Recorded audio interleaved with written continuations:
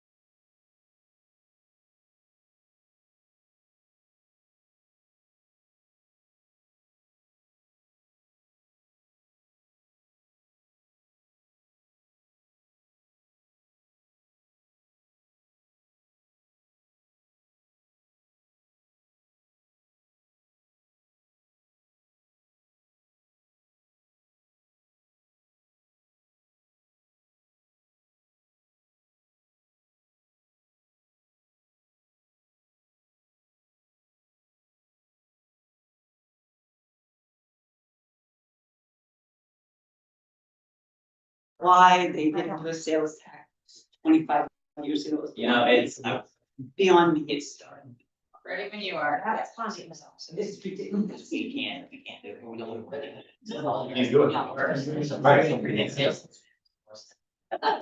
you could, but the only way I would be help ever pass is if we directly impact the property tax. So if we're saying that has some benefit having property tax. That's the only way we can ever just pass. One item, Or everybody sees it. Yeah, that would be the best way to do it as opposed to.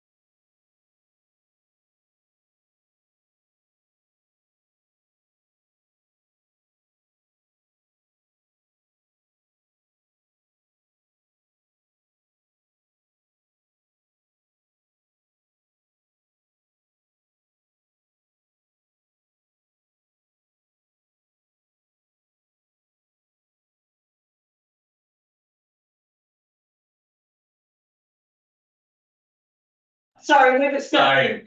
we're discussing- crushing legislation. Yeah. Right. We're discussing We're our gonna government. If I silence their cell phones, please. And we'll raise to the rise to the pledge. I pledge allegiance to the flag of the United States of America and to the republic which stands one nation under God, indivisible, with liberty and justice. Good evening, everyone. Would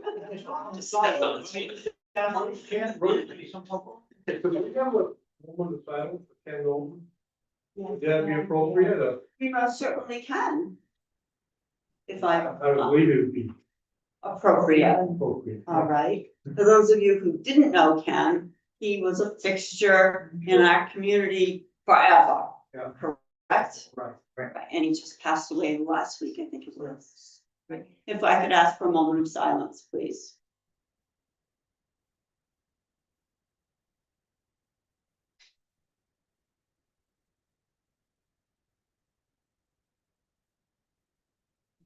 Thank you. We're going to start by reviewing our minutes of the Board of Selectmen's meeting held on July 1st. I have a motion. I'll make a motion. I'll second. All in favor? Aye. Any opposition? Hearing none. Sorry, who is the second on Mark. I'm sorry. Oh, and I will tell you, Thank let you. me read my little, whatever you call it. The board requests that all audience members be respectful to others by not whispering or having conversations during the meeting. This will allow everyone, including our minute taker, to hear what is being discussed by the board and other participants. Sound travels easily with the acoustics in this room, and any background noise makes it very difficult to hear. Thank you, and we appreciate your cooperation.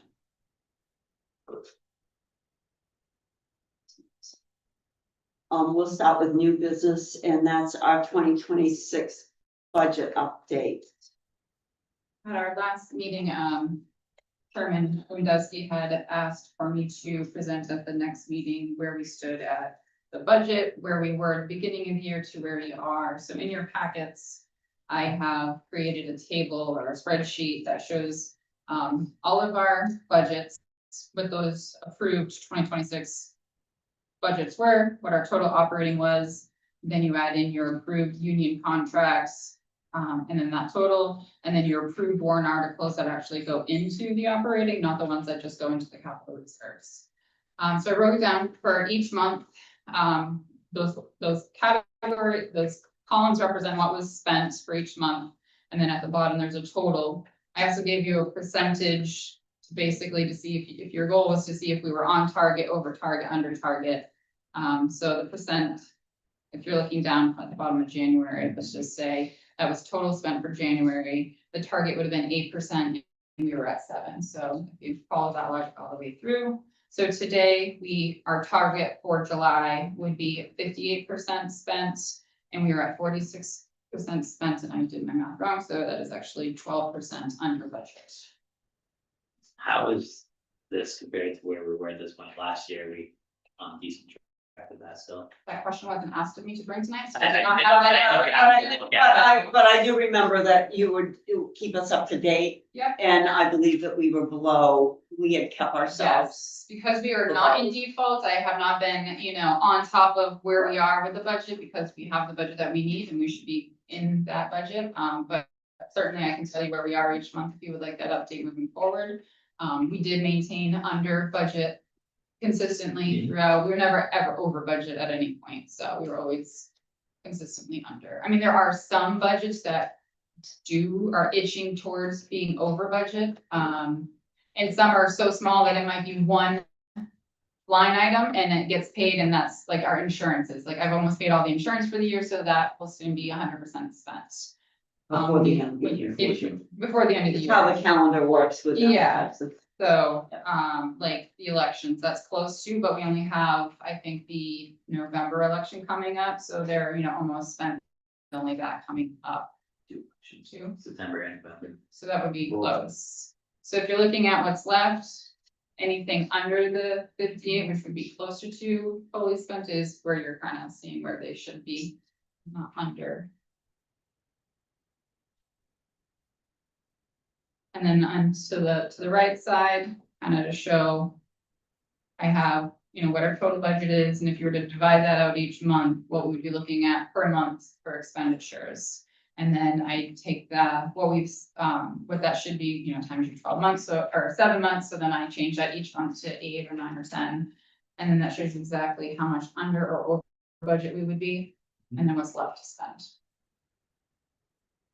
You liked how that looked? What is HBG? Highway block grant. Okay, all right, I'm, because like you see the 0, then all of a sudden, okay. If you like how it's presented, if this makes sense, if this doesn't make sense to you, I'm happy to change it, and I can keep reporting on this each month if you like.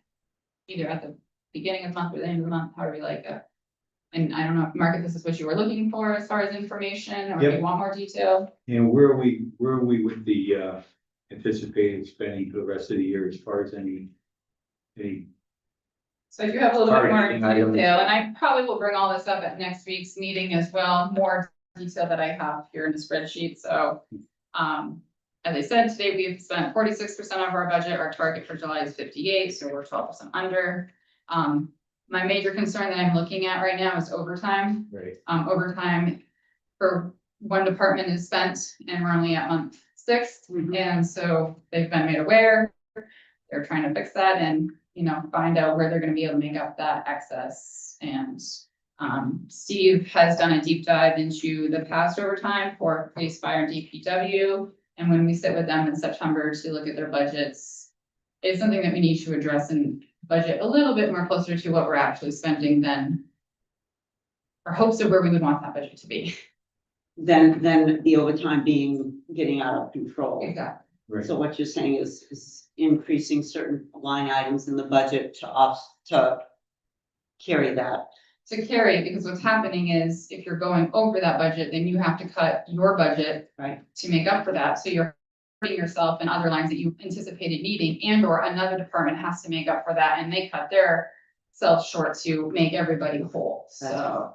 Yeah, now with that department, has it been always this way, this much though? Because I know this had an issue to do with the new contracts as well, how they do the overtime. Right. Yes, It's always been Finish. that route. Okay. And that's a typical question that gets brought up during budget time, because that figure is so high. Yeah. And I know in the past, it's been cut, they've cut it, and then it's kind of cut your nose, it's like, yeah. Space. Yeah. and as Mark, I can contest to. For PD and fire, it's emergency needed, I mean, you're filling overtime on basis, we can't get called people anymore, you have people on sick or vacation or out. Or positions unfilled, so you have no choice because maybe your CBA dictates that you have to have X amount of people on. For DPW, they are weather dependent, so if we have a great year, budget's down. If we have a terrible year, where we have early storms, October, November, December, then they're hitting that budget before. Or tapping into the end of it, but. It's a crapshoot, because you just don't know. And again, I think at this point, our positions are pretty well in order. Mhm. Okay, in all those departments, they're filled, so overtime should be slowing down. But all you need is one or two people to get their notice and leave, and then just blows the whole thing out of. Especially like with fire, someone's sick, they have to cover it, so it's. Yeah. Push it along. And move down the road. By right. Yeah, they have to cover it, right, yeah. Yeah. And then. So highways budget, how are they set for like salt, sand purchasing, things of that nature? His salt shed is full, he said, and he does have, so he's using that as a buffer. He doesn't feel that he will have to fill it before the end of the year, hopefully. And if he does, his fallback would be the block grant. If he was finding that his budget was, Out of whack. Yeah. Salt jumped again. yes, Trucking costs, I understand, is there too. With the diesel, and you don't know from one week to the next what's gonna happen with that, Exactly. the Okay. unknown. and then as you know, towards the end of the year, once they're more comfortable with knowing what they have left to spend, the departments ramp up their spending and spend what they, finish their service contracts and or buy things. So encourage them to wait to the end of the year, just in case there are emergencies in the beginning of the year, and where we're in the blind from January till March, because we don't know what kind of a budget we have, tell them to pause purchasing Yeah. in the beginning of the year, so we know. Mhm. Our first issue, 2026 tax bill, was due on 7/14, and we are 94% collected. That is a great number to be at. The range is anywhere between, 4 and 6%. So that only means that we only had 759,000 uncollected so far, and that's great. That's really good. So that's in a great position. Our first issue, water sewer bills, were at 95% collected. And all those people just got water shut off notices, so if they want water, they're gonna have to pay, so then we're collecting 100% of the bill. The second issue, water sewer bill, was just due the 14th, and we were at 74%. I did reach out to the department heads, for your ask, Mark, about unforeseen expenses. The fire department was the only department to respond to my email. So everybody else isn't spending anything. Chief Pegowitz responded that, yes, we have a couple of unforeseen expenses. He'll follow up later with prices, and looking what they're coming into now is we had one company do the physicals for the fire department, and that company went out of business. So they're looking at a cheaper option, because right now they're at $300 a person. And I believe that he has to do those physicals for call people too, and then. So he's looking into that, and that was an unforeseen expense. And his also thing that needs to replace is hoses. So he's looking at pricing for those.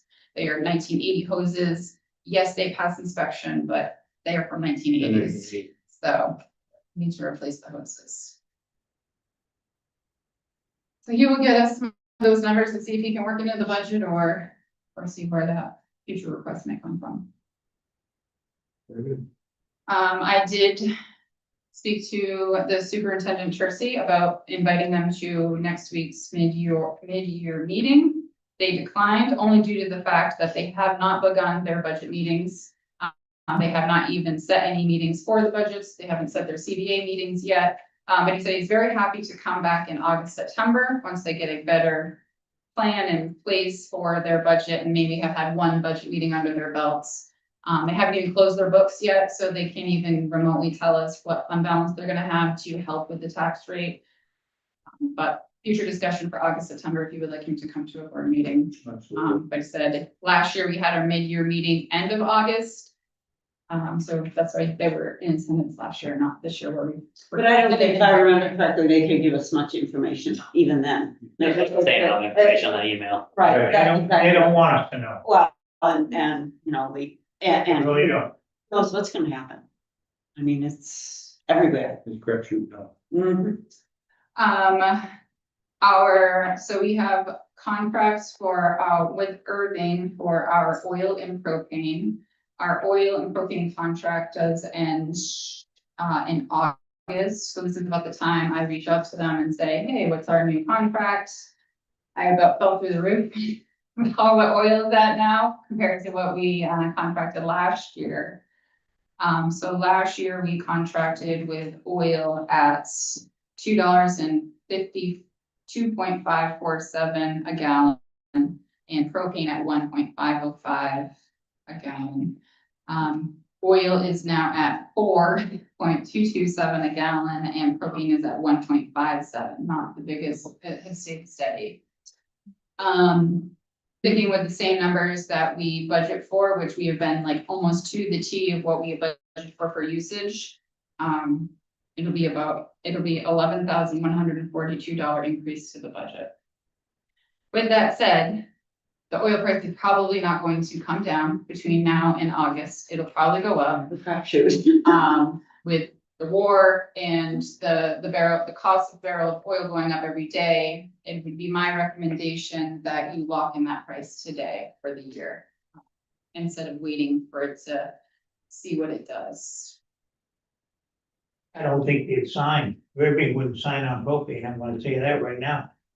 I have the Because two the town's contracts. propane is on my with them. contract, with Irving. Right. I got 3.5 million gallons of propane sold. That's why the town gets it cheap. Yep. And they called me and said, John, Tracy's already signed the contract, my daughter handles it more than I do now. They called me because it's under my name, Billy. And, they said, the good thing you got it signed, it's gonna be over $2. 10 cents. This is for the propane. Just propane, I don't play with oil, I play Yeah. with propane.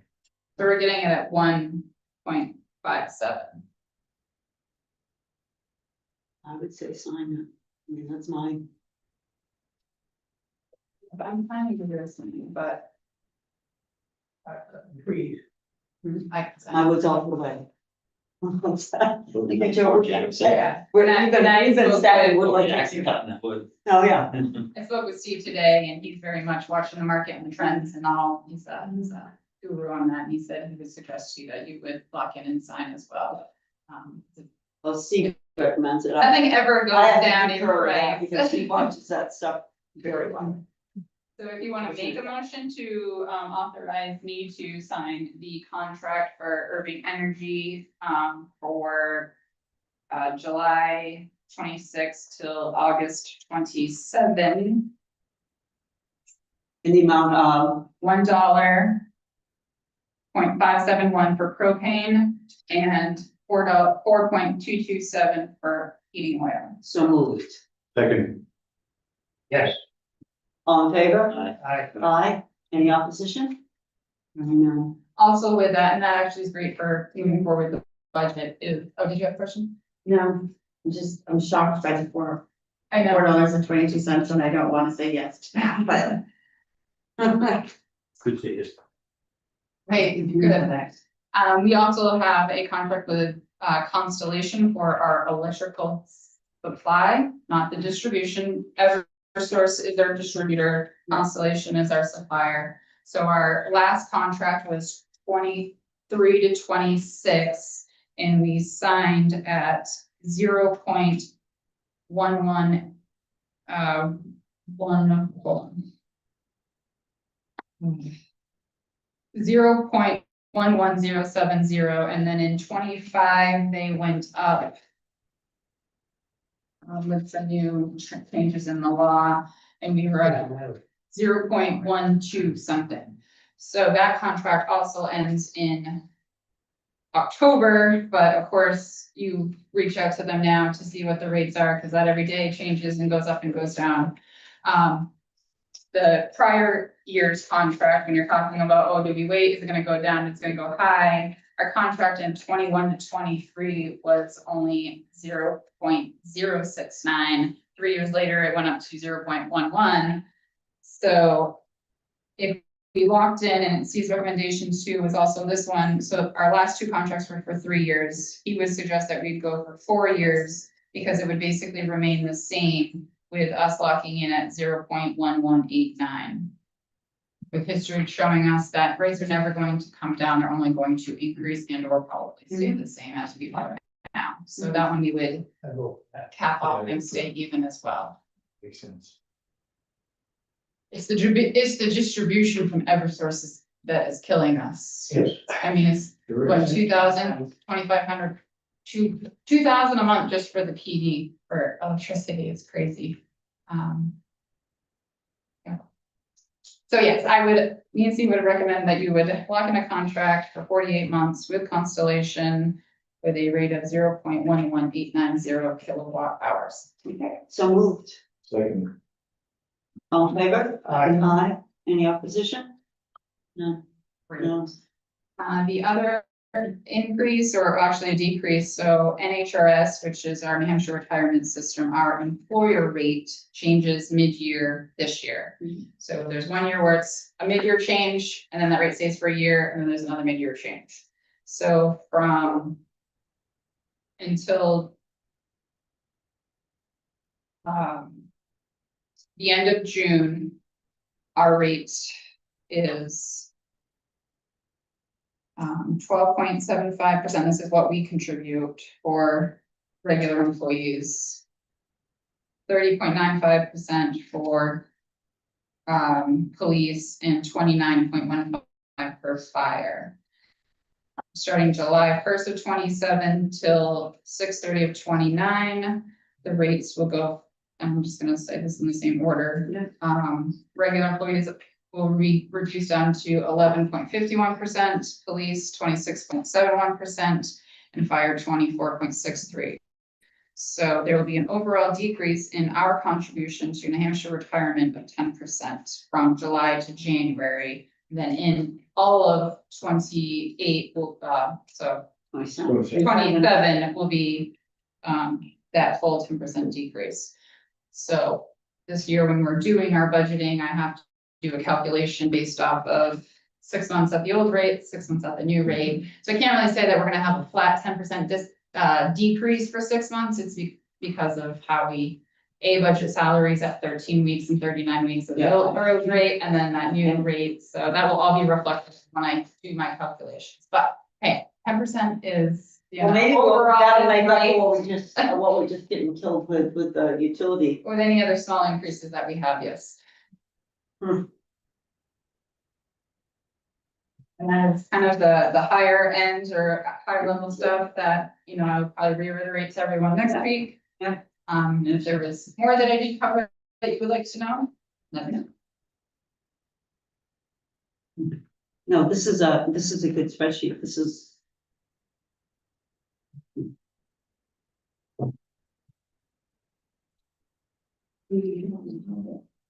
I can put it on big size paper. I don't have to Google that one either. No, yeah, it's nice seeing it monthly. You're exactly right. Yep. Okay, DPW auction of decommissioned truck.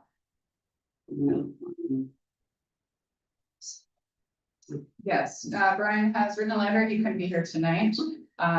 So she satisfied the final requirements of the department's second Granite State. He's wrote green fleets, clean fleets grant. We placed the surplus equipment on the municipal bid auction site. He's happy to report that the decommissioned Mack RD 690P cab chassis sold for a total of $3,600. The dump body was placed as a separate auction item and it recovered an additional $1,550 in revenue for a grand total of $5,150. Brian states that over the past few years, departments have been asked to consider needs versus want and budget accordingly. When DPW equipment is sold, it is a great opportunity to take care of some of those wants that can be justified but not easily budgeted for. Our department is in need of a small landscape trailer that can be used for our everyday projects. I would ask that you consider allowing the department to use a portion of this money from our surplus equipment to purchase one and put it to work. If you choose to earmark funding for this request, our choice would be a Big Tex 35SA-12 utility trailer from the trailer outlet for a total of $2,725. It is in stock at a local vendor from when comparing to competition happens to be the best price in the category. I make a motion to accept this. I'll I'll second. second. All in favor? Aye. Aye. Yep, So, sure, yeah, there is a motion if you would oh, like to officially read it, John. Motion to accept $5,150 for the sale of an auction truck, town property, DPW decommissioned grant truck, the earmark. $2,725 revenue to go towards purchase of utility trailer for DPW. and who, Mark seconded it? I heard that. All right, and all in favor? Uh, And I assume that the remainders of the monies go into the general fund. Correct. They can use that for was one into the beach for their one is pretty ripping. Yeah, Yeah. seen its better days. Yeah, it's that. And this one is steel, it's not, you know, No, it's it's got a real, it's a real trailer. the other one's 20 years old. The others have got real rust. It's a real trailer. Yeah. Okay, 190 Gardner's Grove. Yeah, that's interesting. Good meeting. At our last meeting, town planner, Karen Santoro had updated you on the status of the FEMA violation and where we stood. We did have a meeting with FEMA, myself, Glenn Karen, the building inspector, and Selectman Lewandowski was also in attendance there. So we agreed to continue to reach out to the homeowner to see, you know, what can be done as far as full remediation, partial remediation. Karen and Glenn did go physically to the homeowner. He, in speaking with them, said that, yeah, he saw your letters, but I never opened my mail. So that's why he refused, and he didn't respond to us.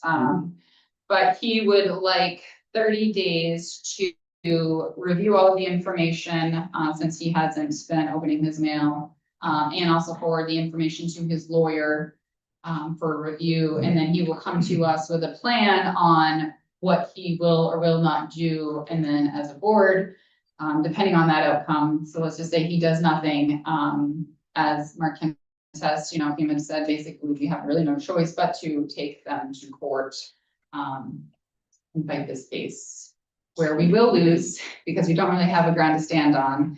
And FEMA's response was, that's okay, well then consider it closed. And so basically, it was straight up federal. It was, he was very direct. you have 3 options. That's it. And he's not gonna take anything less. And if there is any remediation plan, that plan has to be approved by him before anything happens to the property. So if he does come up with a plan, they have to approve that plan before they'll allow him to do the work. Yeah. So it would be acceptable to the guidelines that FEMA set forth. So what I got out of the whole meeting was, he's not bending. We stand to lose all our federal funding, all flood insurance for the housing, In the town. 29 houses, whatever it is that currently have flood insurance. Mhm. That will be gone. And if we go into probation, they will be abated $50 to their insurance automatically for the year. After a year, then they go into full suspension if nothing happens with the property. So basically, my contention was, we don't have any evidence that we can stand on. We have no documentation that will give us the ability to win the case in court. Mhm. He didn't care about that. He said the town has to do something to show that it's doing what it needs to do based on a violation of law. By taking him to court and he wins, then there's no probation, there's no cancellations. We retain all our funding. His home just gets designated basically red flag, that it can no longer have flood insurance and it's in a. But his home. His home, only his home. So the caveat here is, we win basically, because 29 people get to keep their flood insurance and we keep to get all the FEMA money and any disaster money that we may accumulate through either snow, microbursts, tornadoes, whatever. We get to keep that. However, we're gonna get a hefty lawyer bill because we're gonna have to bring this to court, file, go in, Fight. try it, Mhm. lose it, and then be gone with it. So it's gonna cost us money to save a lot of money. A lot of money.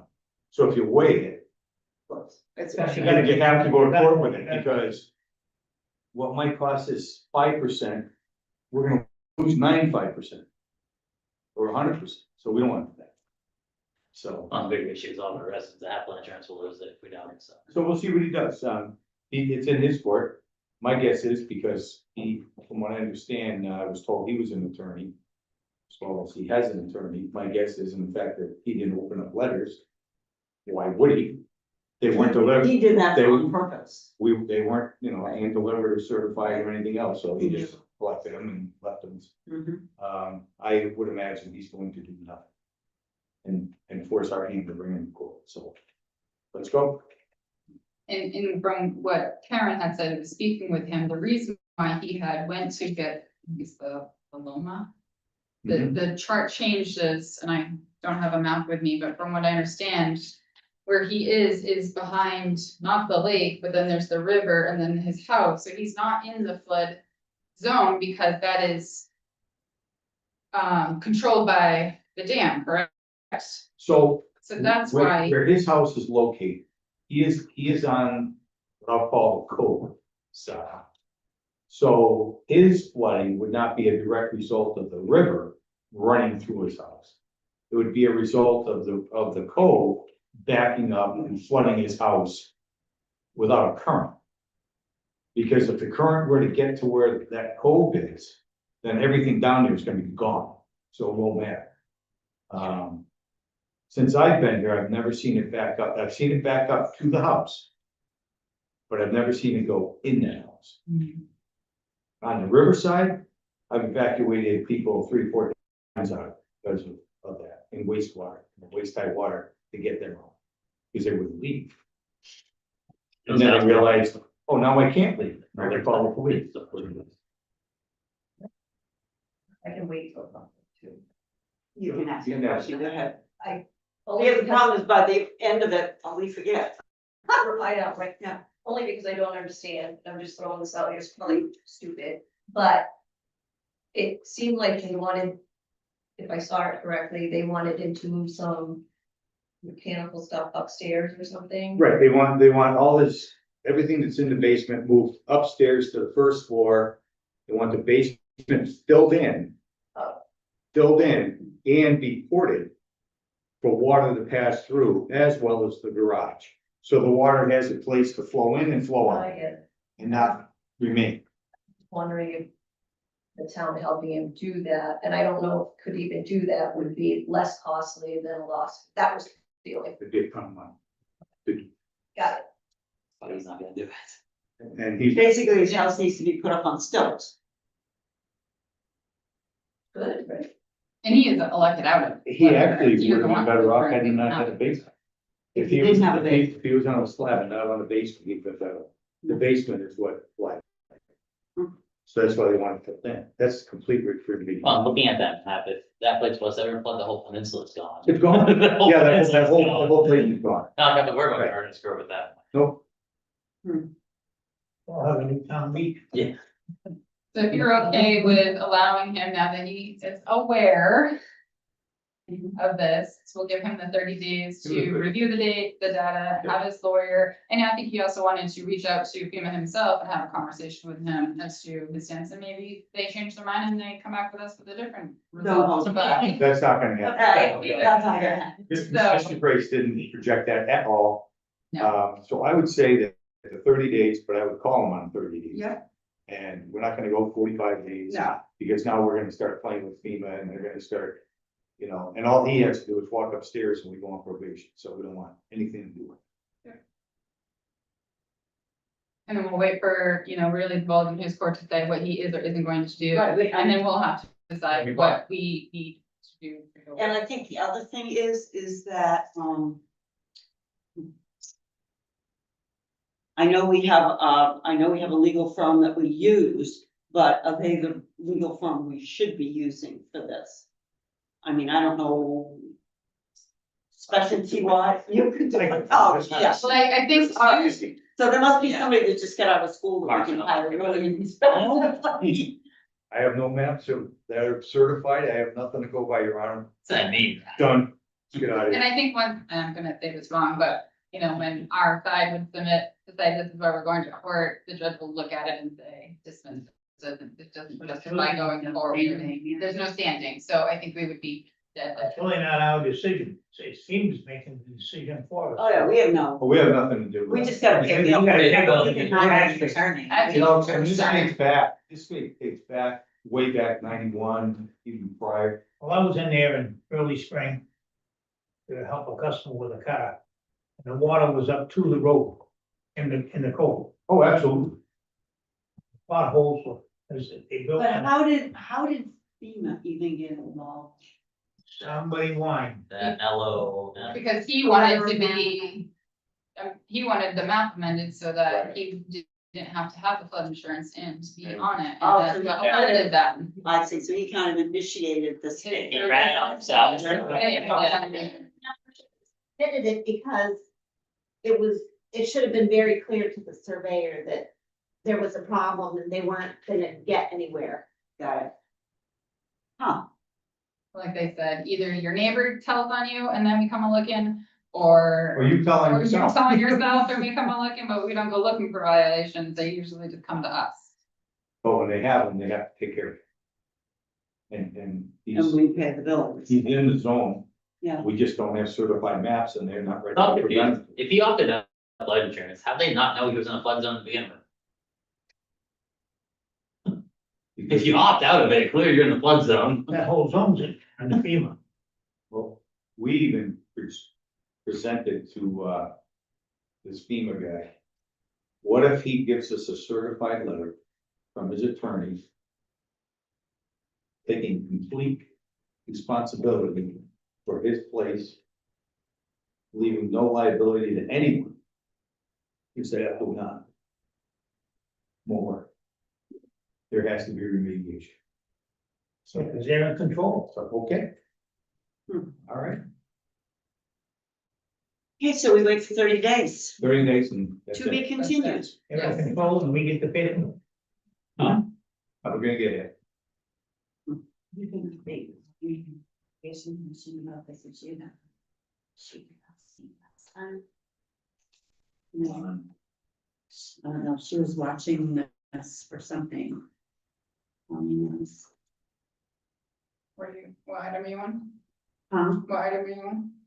Oh, with the 190 Gardner's Grove, I had gotten an email when we talked about it last time from the, I don't know if she's still chair.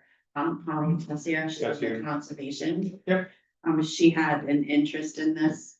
I don't know if it was personal because it's in her area or if it was conservation related. But yeah, there was something that's happened since our last meeting. If someone can like give her an update.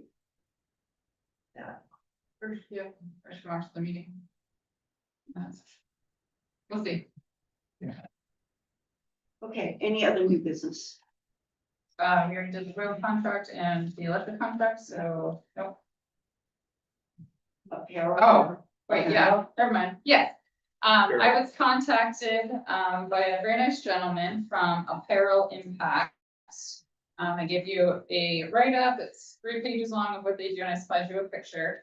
So Apparel Impact is a New Hampshire-based, family-owned and veteran-owned textile recovery and recycling company headquartered in Hooksett. Their mission is to keep clothing and other textiles out of landfills while creating community benefits through clothing reuse, recycling, and charitable outreach. So not like Planet Aid, where you see the boxes and they're overflowing and they don't come. What's good about them is they look for high visibility areas, and they're kind of looking for us to allow them to either put some of these, so they have 2 different ones. They have these, they call them sheds, and then they have the other ones around. But what's good about this company, if we allow it either on town property, or we have someone like Mr. The storage. Mr. Mitchell's property is a great visibility place, you know, people that we know, maybe some of the churches, like this church here would be a great place. What they do for us is we get 20 wardrobes a year that are customized to each person. And they outfit that person with 5 to 7 outfits, shoes, jackets, everything. So this would be someone that Donna could submit lists to, the school nurse could, Got Lunch could, because you're a partner with us and you have, you know, families that you might know. So we would get those 20 wardrobes a year. They go in, they pick up the clothes, and there you go, you've got a new outfit. That is our community kind of benefit that we would get if we allowed it on either town property. The only 2 pieces of town property that I could see would be the fire department and the elementary school, but that would be for them to authorize. They already have one at Dunkin' Donuts and the Belmont Mall. But obviously those are leased in, we don't get any benefit from The only that. thing I worry about the fire department is that they're so busy and they're going in and out of there with the ambulances and fire trucks so much. That's, you know, to add this with, But just put it to the right of the How about building. that damn bank building? oh, just what it is, that'll give them a facelift. But he did ask about the library, but, or, I didn't have, is it really visible? Well, what about this over way? here? Right over here. And we're open for options for things, and then if any of us have any ties. 550,000 pounds. 550,000 pounds. Maybe, I don't know, I gotta look up, That- I gotta look up the internet. Yeah, so much that in ways. I'm looking at this thing saying, oh, this thing weighs I that just much. read- no, I got those that. off the internet to give you a picture, they Oh, don't all see like right. what they collected or Okay, something. got it. All right. And they have some towns that they get 100 wardrobes a year because of what they collect. Not really high school housing. No, they have a They- Planet They Aid. have They a have a plan. Yeah.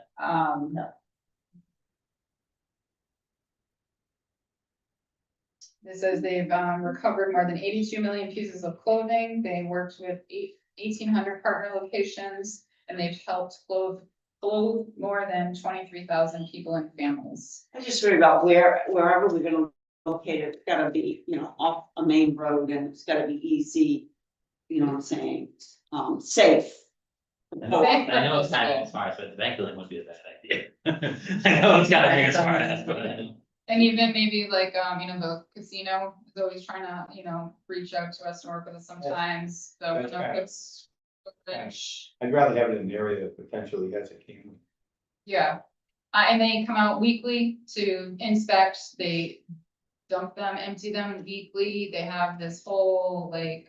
Chart of, all right, this is not getting a lot of traction, this maybe this needs to be dumped twice a week, like they're not going to let it be like their competitor. And be an eyesore.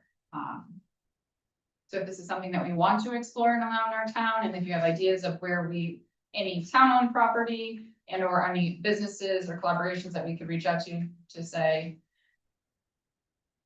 Would you allow it on your property, but for My our, point is, so where would be, I only think over It's a good here. idea, it's a good idea, That would about the parking behind. too remote. Yeah, And Oh, no, yeah. and no I think in the cameras. village would be. Cameras. If you can go by there certain times, you can see somebody's feet hanging, you know. because they obviously want to put them in locations that are high traffic, that people are gonna, see and drop off them. No. Make, they're obviously a business as well.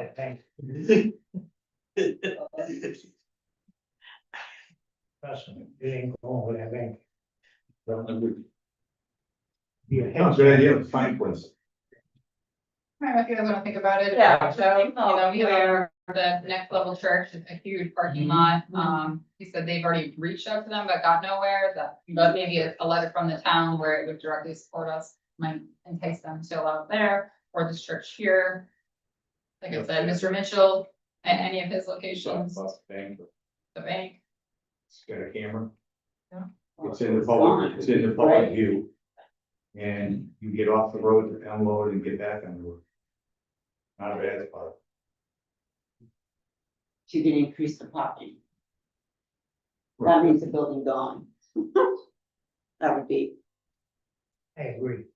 So, okay, to move forward and we'll kind of brainstorm some great locations and see what they think and we think. And also submit it to Mr. Jersey for the school. Yeah. They got plenty of data Yeah, there, especially if they're gonna keep it metered and. yeah, because we could, like I said, work with them, and the school nurse and any families in need and Donna and got lunch for anyone. Yeah. I think it's really cool. Yeah. Get a whole health for the year, and then every year that we would get that. Self-growth. Good. We got enough traffic there. Yeah, you're going too fast. That's a river right there.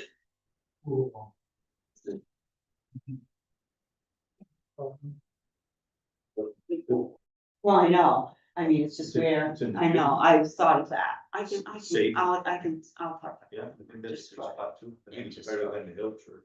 Yeah. Baptist. Yep. I will, I'll send them a text and. see if I Because can- wherever we do it, then we can put it in the newsletter, put it out there. Yeah, Make people Just aware it's there. no, no, this is. So, all right. Okay, any other new business? No. Okay. Old business. 200 DWH auction up there. Oh, is that what that is? Restaurant. Yeah, Oh. that is trying to card. Oh, did that? Yeah. Okay, So yes, as you know, it did go to auction a few months ago. The successful bidder did end up backing out, so it went per the agreement to the next highest bidder. And they were interested in the auction. We did have. They're having an issue with obtaining financing right now, so they have like asked to extend the closing 2 months. But me and J St. Jean Auctions have said August 15th is the last and final. So August 15th is the last and final for them to obtain the financing.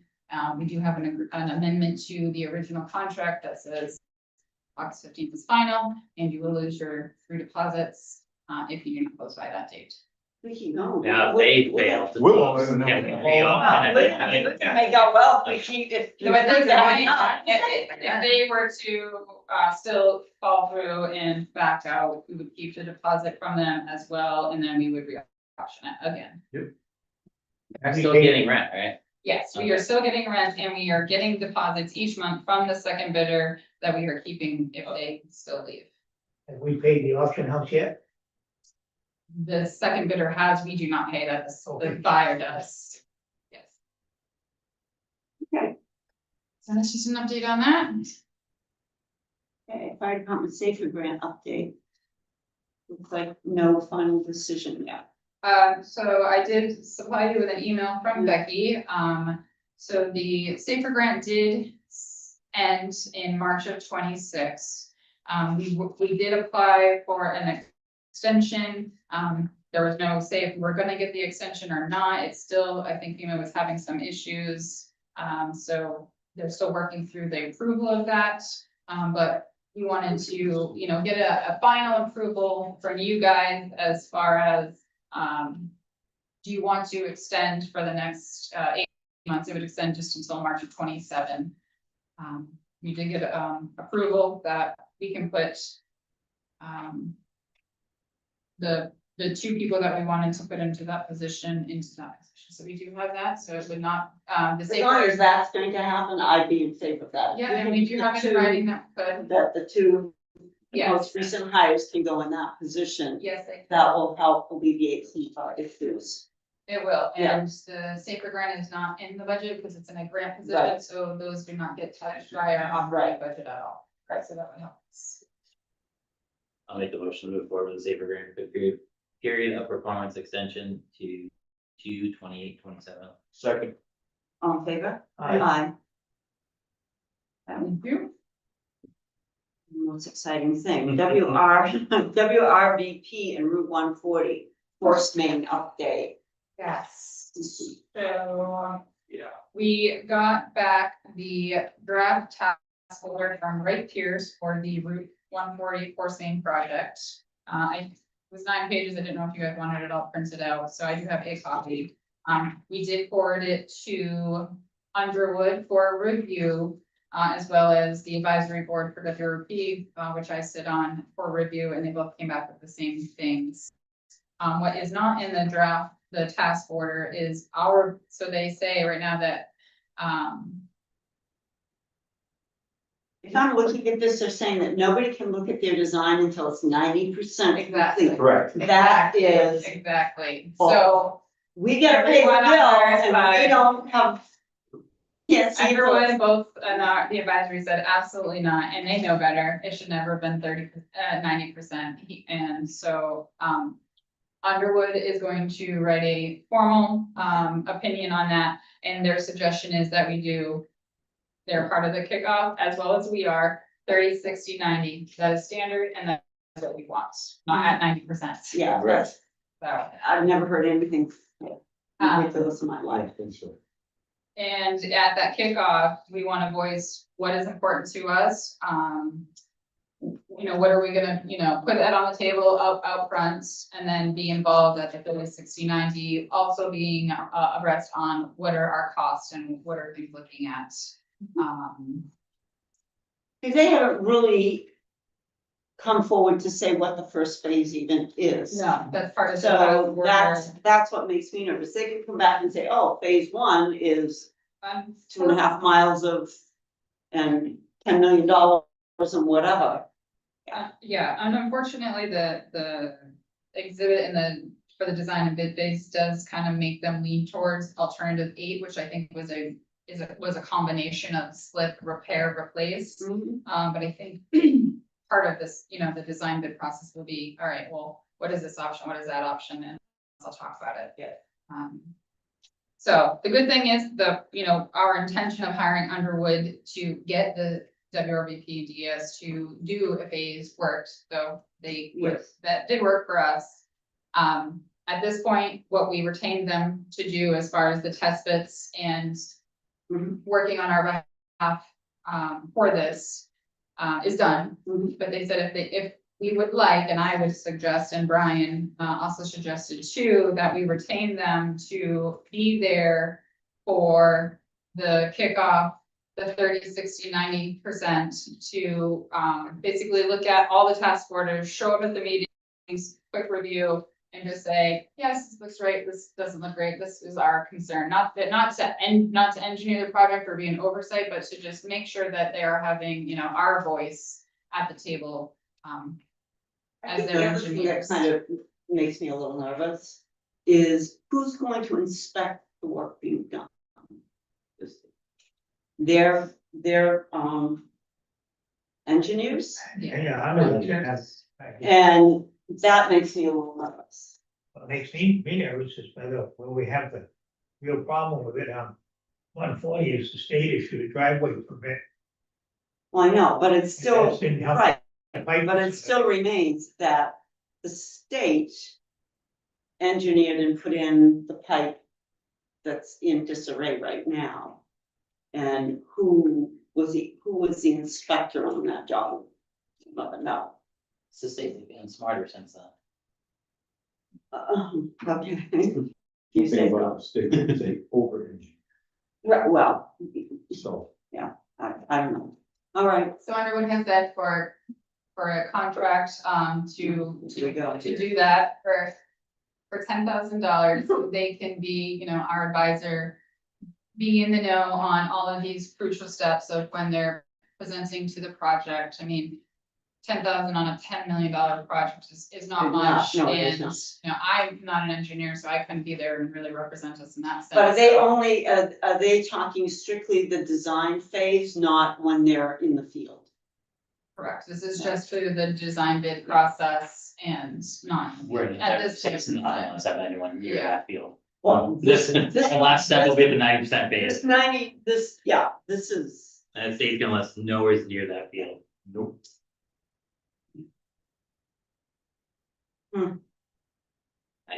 I'm not an engineer, so I think for us to be safe, it's smart, they've done good to us now, obviously. well, they've, obviously, they slowed things down at this point, and it looks like hopefully we're phasing, and they are talking some slip lining where they definitely, right? And we do have the $2 million grant, although I hope they're still looking for more.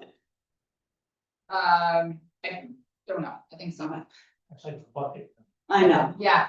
And then I know. we had a WRAP meeting today and I said, well, I'm in the start of budget season. Are you gonna be able to tell me if this project moves forward for 27, what am I gonna owe Yeah. on this bond or, Yeah. what is expended and Right. they kind of were giving us. Sunny dance, Yes, and Underwood also said that if they don't, they can, help us forecast a budget as well if they don't, but I think the state should 100% give me a budget to be able to. what forecast. makes me nervous with all of Based on- this is they can throw out a number. Okay, but what's to say they don't come back at us and say, oh, it's now this number, not the one we thought it was going to be. And again, until it goes out to bid, you don't know what that number is gonna be. They might say, the engineers might have done everything and said it's going to be $10 million, but the bids could come back at 15. You have no idea. And again, you're looking at diesel prices and you're looking at everything going up. So I think it'd be really good for Underwood to be there to look at all the task orders, to look at what's presented and be an advocate more so for us to say, you propose this, but what about this? Or no, that's good. I think they were steering you guys in the right direction. I think that's working. We're good. I'll make a motion to retain Underwood. I'll second it. All in favor? Aye. Aye. This is scary. I'll take a Rocky from Acme Construction. You think, Who's cheap? he's cheaper. Yeah, not unless he's state approved. That's the other problem we run into. It has to be, Get that everything. yeah, that's exactly right. Okay, other old business. Reminder of the Board of Selectmen and Budget Committee.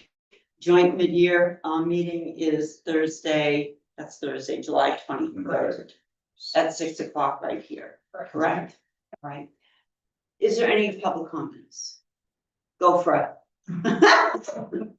Did you even look to see if I raised my hand? No, I did look. I don't like it. Sonny was doing this. I have two. Yep, They're kind of questions. Are there any issues currently facing the town that residents may not be aware of but should be? And you want the second one now? this The One- sewer, that's- the sewer pipe, Sewer. the sewer is scary. Scary. There's I mean, real scary. I'm very nervous about it. I just, the people who live outside of town. And one of them was a selectman that came, sitting right beside you. He made it first one today. He doesn't wanna pay for a sewer system for the people in town on his tax bill. Because he's got a septic tank, just like I do, just like Ruth does, just like Mark does. And saying if we have a septic problem at our house, town don't pay, we do.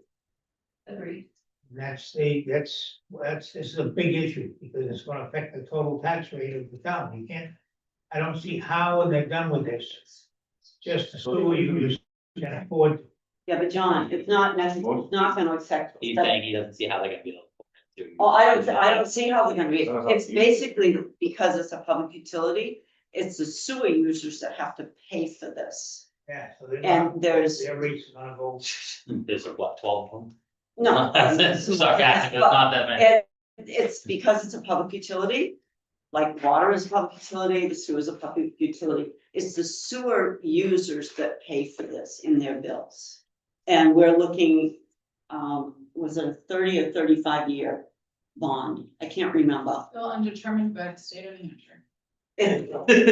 See, and this is what makes me so nervous about this thing. First it started out at 8, then it went to 10. And it hasn't even been designed yet, and it hasn't gone out to bid yet. That's why I'm nervous what it's really gonna come in at. We have no control over it. It's a lot like this Gardner's Road thing, this FEMA thing. We have no control over it. I think There's the other big something thing else. is we had already fight with the state, we haven't paid to get test bits done, just to prove that half the pipe they want us to replace doesn't need to be replaced yet.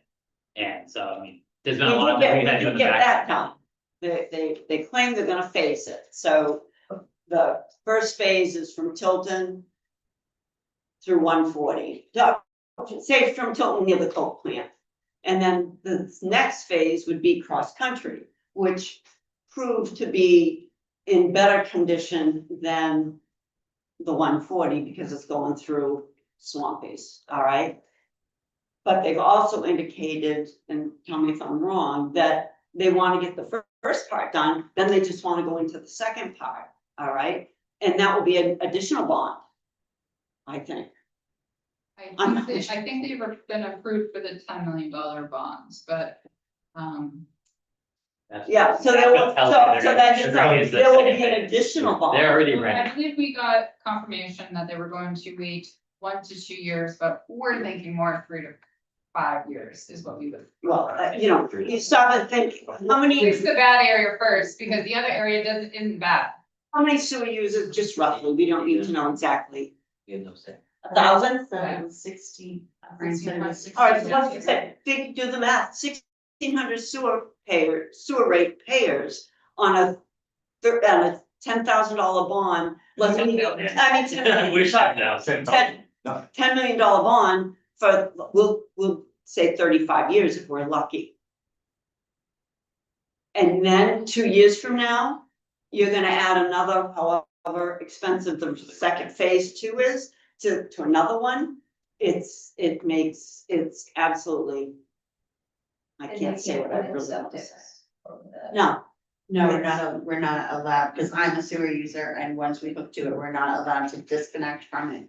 Because we connected to it because it was coming by our house. We didn't have to at the time, but now that we're connected to it, we have to stay to it. We can't disconnect from And it. the other batch is the village, which we can't dig Right. septic here. Right. And the worst part about like Jamestown Road, Silver Lake Road and around that area, we haven't even finished paying off the bond for putting it in the first place. We still have 3 to 4 more years before that bond is paid off. So our bills are already up there. Hmm. Okay, I won't. Okay, so then that just makes me sick to that whole thing makes me sick to my stomach because it just, it's, I get it. Yeah. Right. I'd rather float down, I'd rather move to Gardner's Grove or something. Go ahead, I sorry. sent it down him and put it in his basement. What are the board's top 3 priorities between now and the end of the year? I think keeping our budget in check, all right, that's huge, which obviously we are doing at this point. Yep. And, you know, and our biggest issue that we're facing already is our overtime. Which. I mean, if you call for an ambulance, you want us, you know, in my last conversation that I had with Donnie, what was it?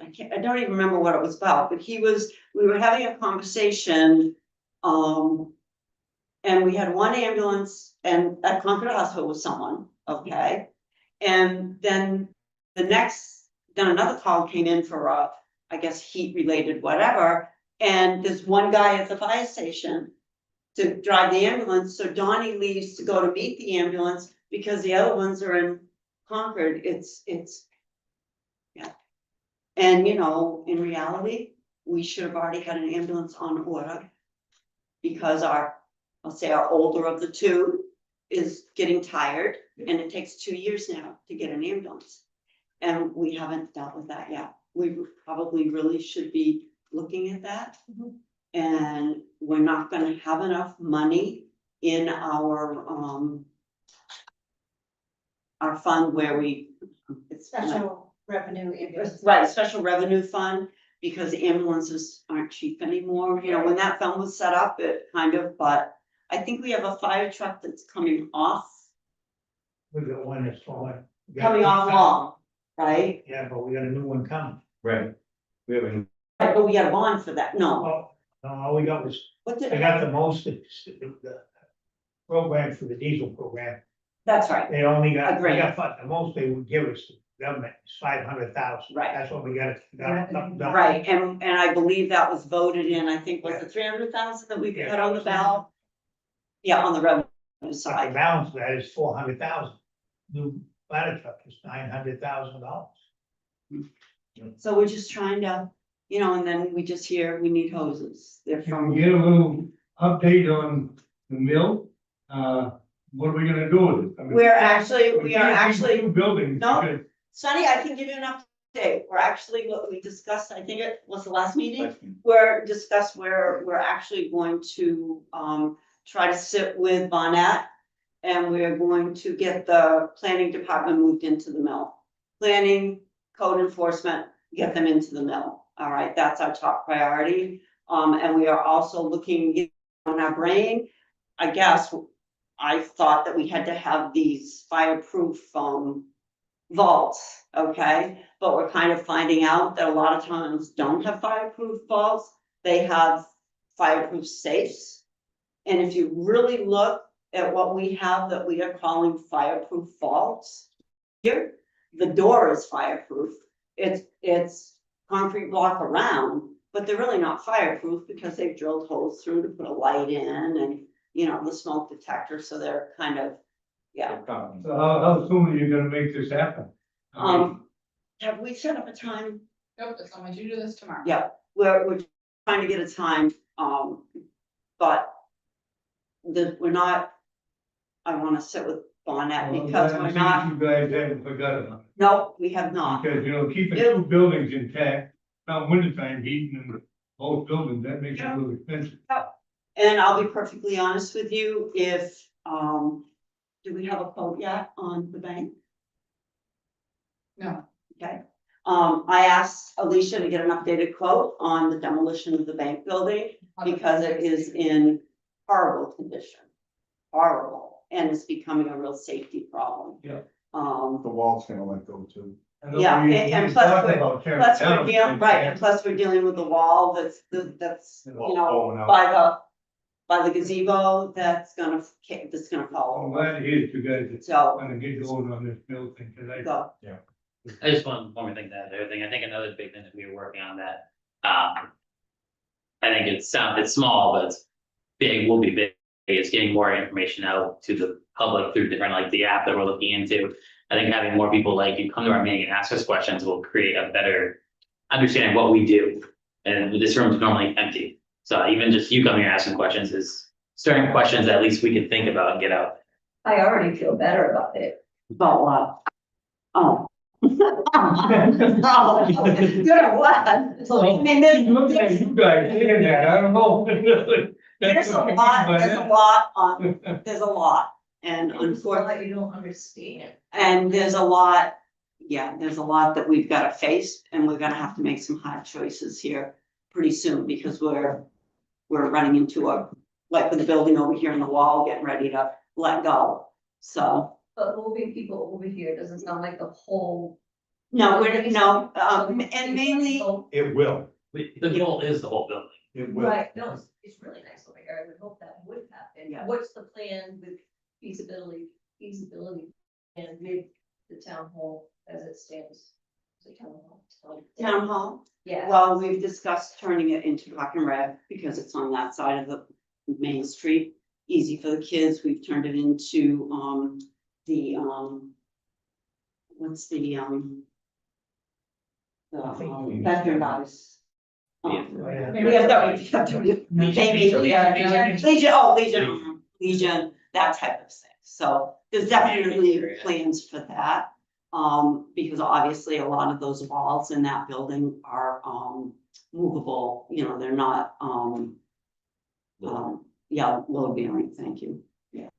And then just one off the cuff. Yeah. So, had the grants for the Gale School? That has nothing to do with. No, this. I know, Okay, but why couldn't, like, oh, here, like? actually, it's easier, the availability of being able to get a grant for the existing town hall. If we turn it into a Park and Rec, we can't get any for here. Why, because of this? Well, I think when they- it kind of got granted out. Yeah, when they did the original restoration, the group that did it applied for all the LCHIP and all those other grants that they could get on the historical aspect of the building. So those for this building have already been used. They won't. However, the original town hall hasn't used any of that. So if we move them over here, that gets a change of use, and because of the historical significance of that building, which can be documented, then opens it up to LCHIP grants and things like that. So this historical building has used its, because Yeah. 4.5 million is a lot of money, that hasn't been used here, I'm assuming. What did we use originally? What was the grant? I can't even tell you what the original grant was when they it was. Because this was, well, it was. This was when it was. Wasn't- Huh? Wasn't done. No, it was down, oh yeah, it was done by the town. Yeah, but I don't remember. There was a lot of money. Maybe we spent a lot But of money on this building already. what happened, what you have to understand is that grant money that recreated this building had a lot of, how we should say, fine, The next. strings attached. Yeah. Okay, that's why we were limited, okay? So even though we had things rented out within the building, we could only charge because of the fine lines so much. It was costing us money to keep the doors open in this because of the fine print, Right. okay? So we were losing money on this building even when it was fully occupied. So they were 60% Yeah. on the market rate. Right. Is that what it was? 60% of the market rent. So, and that was because of the grants. And if you do like an American Legion thing, will they pay rent, or is that I don't I know. don't think they've ever, it's kind of, they use the hall. I mean, it's, we don't really charge them for anything town We haven't related. asked, Say it again. they haven't asked it to have. And, right, and they do a lot for the town. They donate and do a lot of things, so, right, they do a lot of stuff. So it's kind of trade-off, so to speak. Yeah. Thank you. Alright. I- Yes, I have a question. what's that? I would like to know where the money is gonna come from to move the land use over into this building where the $300,000 was voted down by voters of the town. And are you gonna be using that revolving account that is for maintenance of buildings? Some of it, I think some of it Is may that come where from that. money's gonna come from? And then next year, you're gonna ask for that as a warrant article to reimburse that money and put our tax rate up again? I don't know yet. I mean, We haven't done. I don't have a problem. I wanna know where the money's coming from. Well, and that's why My we tax dollars are high enough. We're just gonna figure out where. I can't afford it. Yeah, we can't give you any answers until we've met with someone that we don't have to a lot on the second, is that the second, third floor? Sorry. Third one. We don't have to do a lot on the third floor, a lot of it's more, cosmetic kind of stuff, okay? Well, And again, I was we don't- Understanding that the floor needed to be reinforced because of the weight of the file cabinet. well, we don't know where the filing cabinets are gonna go yet, and obviously now that we don't have to do, what I call big vaults. We can put the filing cabinets on the basement floor if we want to, all right, I mean, it doesn't have to go on the third floor. I don't, you know, I mean, I would love to see people not work under the conditions that they were. Oh, it's awful. But I'm telling you right now, I can't, and I know a lot of other seniors, we cannot afford for our taxes to go up, even $1. So, I mean, if it's gonna cost the taxpayers, I'm not for it. Yeah. I mean, if you can get grants or you can get donations. Well, we don't pay grants for anything Some here. rich person to donate money, like, you know, they're looking into that for library. Somebody can leave the money, you know, to get the expansion going and stuff, but I don't see how we can. The problem is, though, it's costing you money for this building to be empty. That's the other problem, okay, because as we all know, when you put computers and you put everything within a building, the heating expenses and that type of thing goes down because of that. So it's actually costing us money, and I think, and it's been many years, I think even it was before you will be sure, that we felt it was costing about $80,000 to keep this building going. And we weren't even using it hardly at all then, okay? So it's costing you money for this building to be empty, actually. Yeah, I'd rather, not that it matters what I think, but I'd rather see everybody come over here, Yeah, done with that, yeah. and then. Yeah. The working conditions in town hall Deplorable. are deplorable, and Not, that not was really, arguing that, not and arguing that that. was. Air circulation downstairs is horrible. Arguing that. But you know, here's another reason why we're trying to get together and have a conversation, meaningful conversation with the school. Because the town budget is not hurting. The Correct. school budget is hurting. That's the largest part of your payment, What did they say, You pay your 85%, 85? Yeah. 80-something. 80-something percent. 80. So somehow the school has to come in. The problem is they have constraints.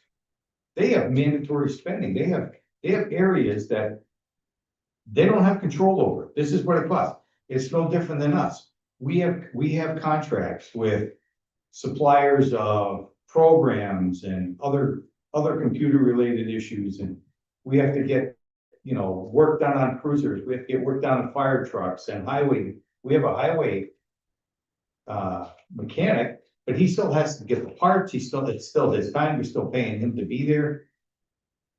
And we have to somehow come to a control level. And I'm not quite sure how we can do it, because all the vendors that we deal with, they go up every year. So we're mandated to pay or we lose those services, and we can't afford to lose those services. So you have to pay it. You have contractual issues with your employees. You know, they deserve to make what they're making. They're working hard. So you try to put all that together. If you look at the actual operating budget, and I can speak for myself when I was chief here, my operating budget was small. Most of my budget was in salaries and benefits and things of that nature and contractual issues. But my operating monies that I could go out and buy things and supply things for my people, it's $1,400 for one vest for a patrolman.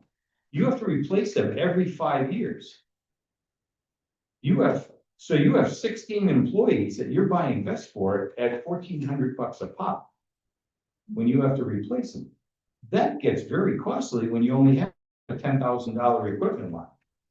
And you know, So- when somebody needs an ambulance or somebody needs a fire truck, you want them there. I mean, and they're not gonna be there if we're not paying them. If we're not being competitive with everybody else, we're not gonna have employees. So there's not gonna be any ambulance, or there's not gonna be a cruiser that's gonna call when you need help. It is what it is, and you know, you say, well, yeah, but how much money is our taxes gonna go up? But you've got employees, we have very dedicated employees, we don't pay them, we don't provide them with good working conditions, they're not gonna be working for us. And we're not gonna be able to run this town appropriately and keep our residents safe. I mean, Even it's- about the wages, there's very few discretionary wages we have discussion over. The voters vote on the contracts. We Right. don't have discretion over the contract once you guys vote on it. But you know, you have to look at it in another avenue though. Every police department, every fire department in the state's hired, especially the big ones. And they're paying a lot more money than we're paying, so they could go anytime. But if they have a good working area and good conditions and a town. and they know they have their taxpayers' support, Right, they're gonna stay here. they're gonna stay. But if you lose one or two, and now you have to pay all that But boils time down to to cover dollars. those shifts, you're It's paying discounted. money. Let's get everybody over here. That's the kind of thing that I get the employees and I get. the- But it costs money to get everybody over here, and unfortunately, the last couple of years, those monies that could have gotten people over here got voted down. Right. So we're scrimping.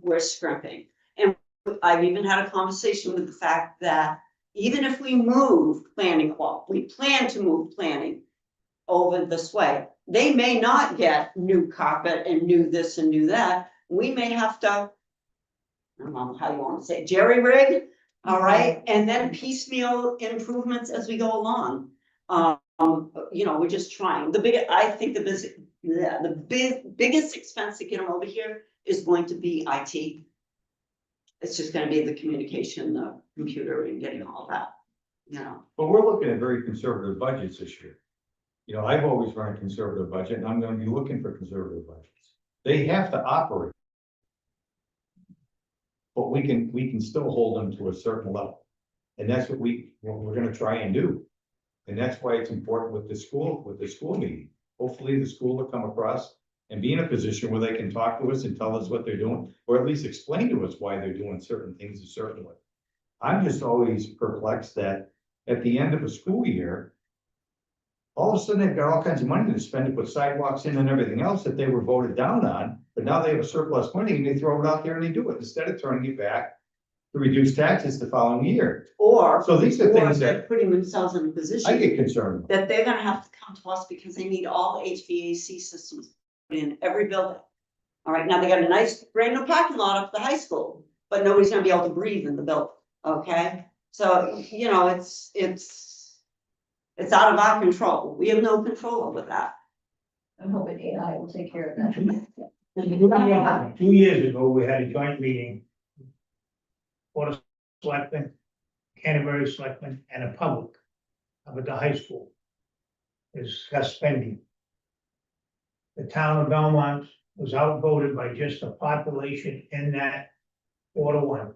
Canterbury showed up, Belmont and does. they voted everything. Everybody loves to come and complain, but nobody shows up when it's time to I'm be. gonna try to work on that. I think my budget committee, and that got killed. You see the voting, we get 900, 1,000 people out of 44 or whatever, 1,000 people we have that are registered voters. I don't disagree. I don't And disagree. a So lot- where's your voting power? It's not there, It's here. We gotta- but it is here. It just needs to show up. And you know, we're sitting here trying to keep everything under control, but it's not. Society is running faster than we are, trying to keep up. And I'm just afraid what's gonna happen in the near future, not way down the line. I'm afraid in the near future, we could be at a point where we have to start laying people off. Who knows? If we don't have monies, we're gonna be laying police, fire, public work. The first time somebody's road in front of their house doesn't get plowed, or the first time the ambulance can't get there because the road isn't plowed, or, you know, or cruiser or whatever, people are gonna say, maybe I should have not voted no. I mean, we only have so much money. We're trying to stay within those monies and still keep our awesome employees that we have at this point, okay? And it's a battle every day. Maybe don't tear down a building and get people in here first before we're working on that at the same time. Well, it's gonna It's like that. unfortunately for that, it's becoming a real safety issue also. Just what we need is to have that wall fall down on 2, 3 kids or something, you know, then we'll be worse off than we are with Garden Grove.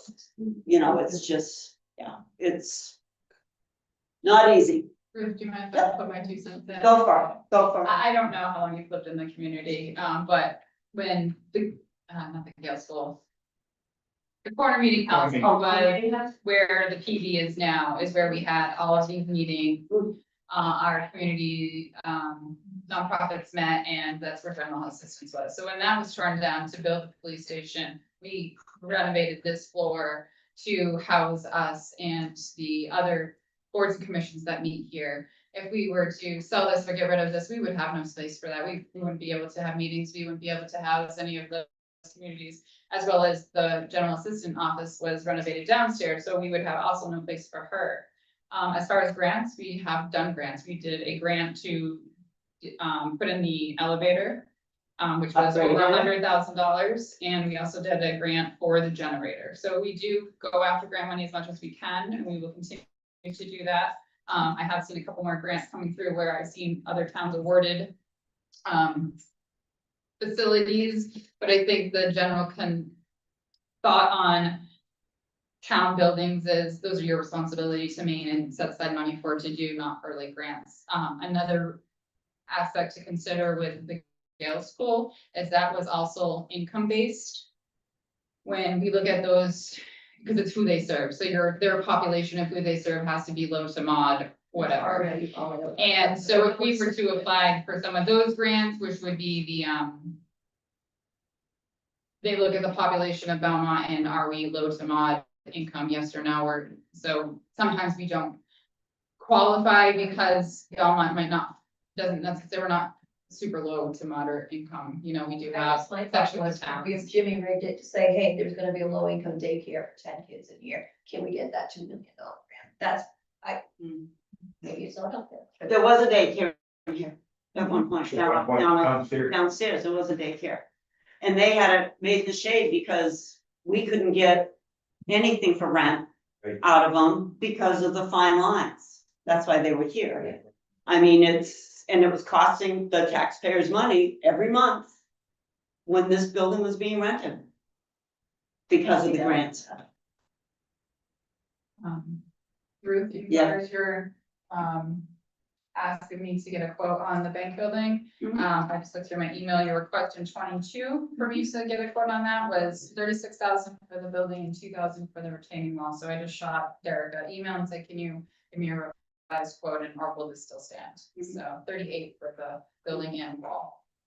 And then we'll end up using probably our own public works to landscape it through, because obviously there's a drainage, you know, you've got to make sure you cover that kind of stuff, but we're paying for that building.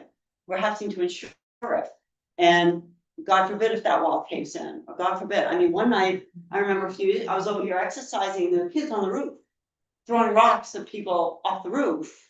So it's just, it's a real eyesore, very much so. If the rocks go retaining.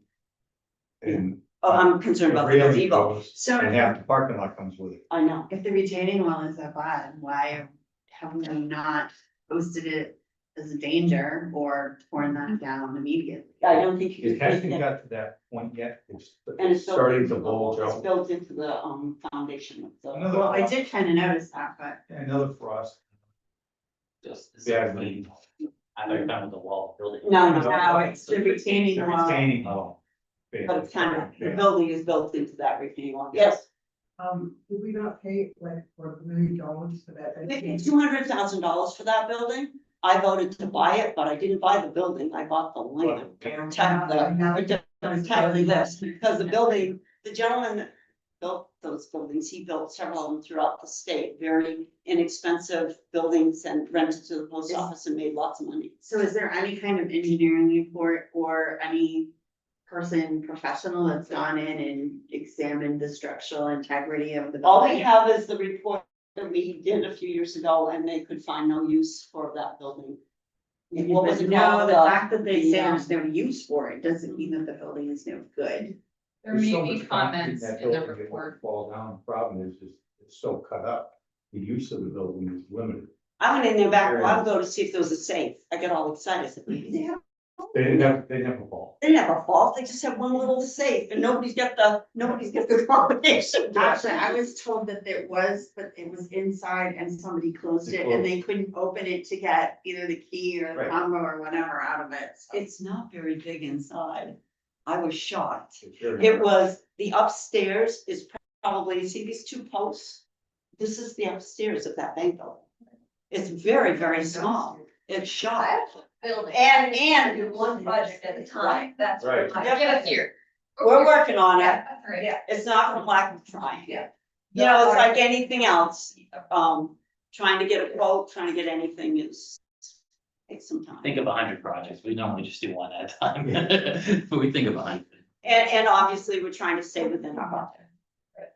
And we have, you know, right, dealing with overtime that's running a little high, so, yeah, Grants help us make decisions. yeah. Are you gonna bring it to the, residents, if you decide to move them over and where the money's gonna come from?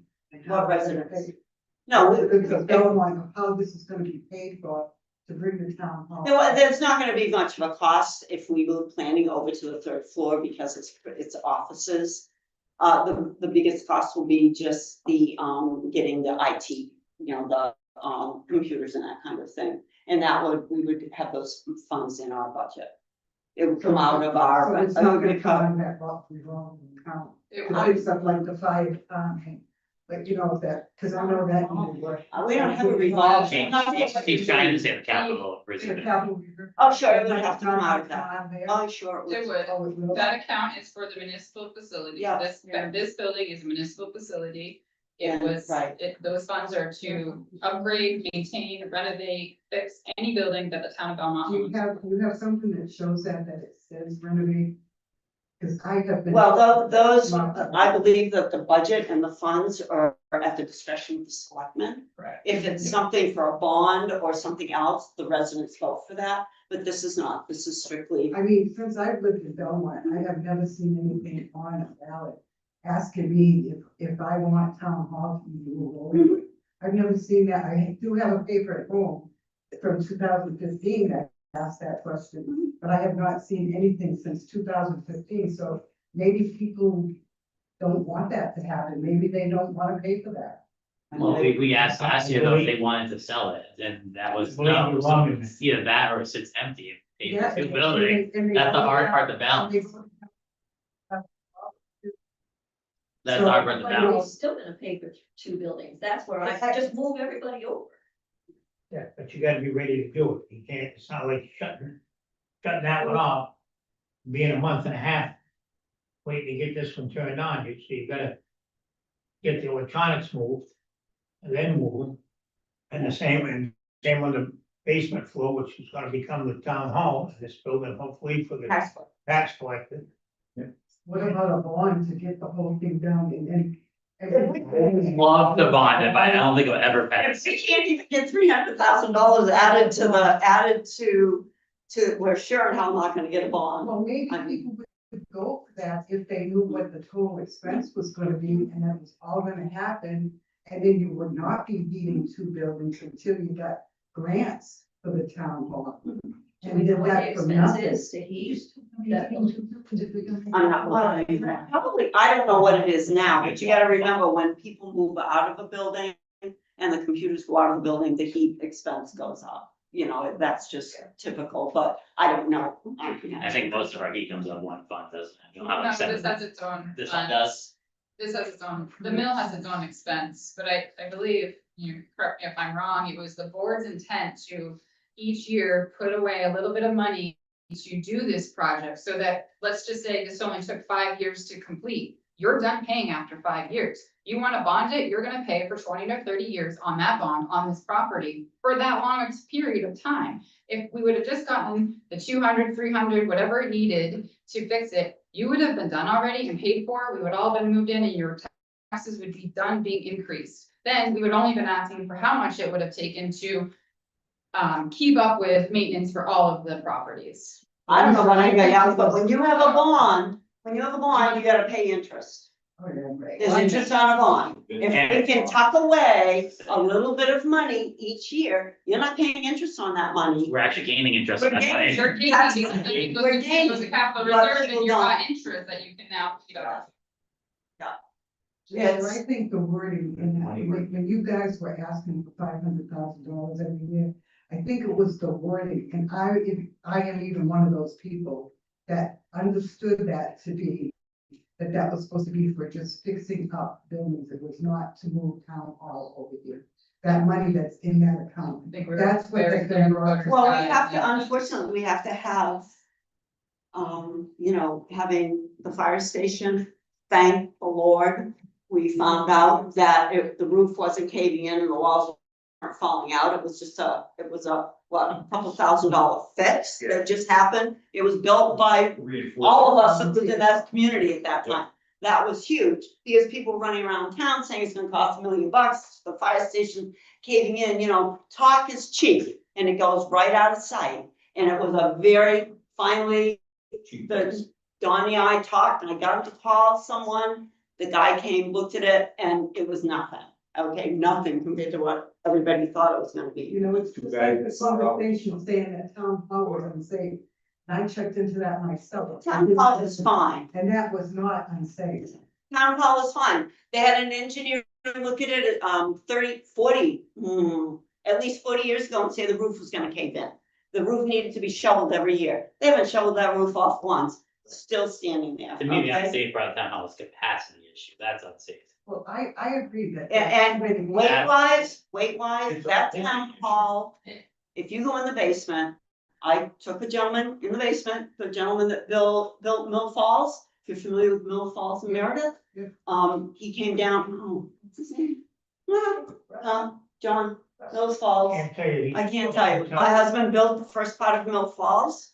And I had him come and we went downstairs and looked at that building and he said, every building in this town would fall down before town hall ever would. If you look at the beams and they're all, I think, 12-inch on center, they don't build stuff with anything 12-inch on center anymore, and they're big beams. That building's going nowhere, okay? And it's a shame because obviously they vinyled the whole upstairs. The windows are absolutely gorgeous I upstairs. didn't even know they were up there until I went up there. and went, Oh, why did They do vinyled this?" over Yeah. all of them. Thankfully, they vinyled over them and didn't take them out. Right. But the windows are huge upstairs and they're beautiful. And if we could get grant money to rehab that building, it was gorgeous in the day. I'll look into it. I mean, If you're saying that, why can't you get grant money? If you can do that with that building for park and rec, why can't you get grant money to move half of the people in town hall up to the second floor? Yeah. Have you listened to the nighttime news lately? They No, just I don't won't. watch the news. The government has stopped. Virtually stopped It's, giving out money, grants, It's not back. the idea of, whether we can afford it or not, we've outgrown it more than anything else. Yeah. I mean.